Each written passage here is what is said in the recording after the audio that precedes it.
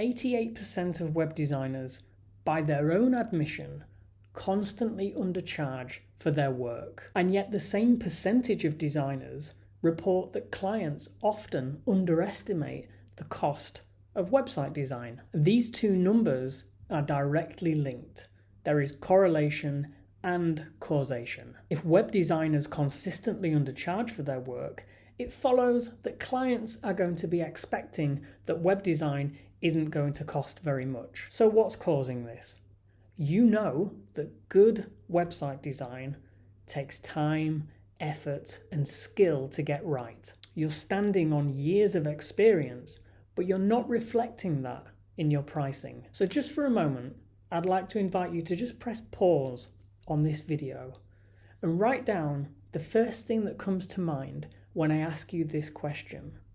What is stopping you from charging 3, 4, 5 times what you currently charge for your work? My guess is that whatever you wrote down relates in some way to fear. Fear that you won't get the clients, fear that you won't be able to deliver on the work even if you do, or just a general sense that you're not worth that amount of money. Well, you're not alone.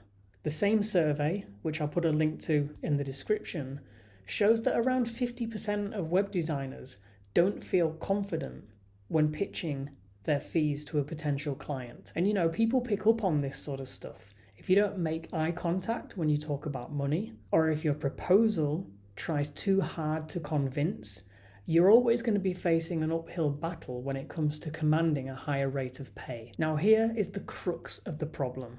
We all have our own stuff around money. Lessons we learned from a young age. Maybe you were told that money isn't for spending, you need to save it, or that money is the root of all evil. And this is the reason why you can't just up your prices overnight, because if you did that, you'd probably just feel bad about it and appear even more uncomfortable when speaking with clients. But the reality is that these deeply held beliefs that you have about money, self-worth, and your own value only serve to hold you back from charging what you're actually worth. So even if you're new to the industry, or especially if you've been building websites for years, you owe it to yourself and your clients to ask for more money. After all, a proper investment means you have more to play with, which means you can do a better job, right? And that's what the client wants at the end of the day. So, what can be done about this? If you want to increase your rates as a website designer,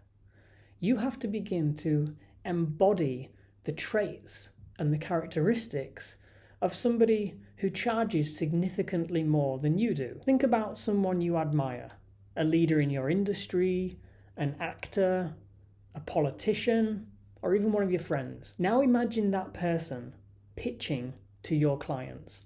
Just close your eyes and imagine that for a moment. How are they handling that situation? What are they saying? What do they look like as they're saying these things? Now imagine yourself behaving in the same way in that moment. Picture it.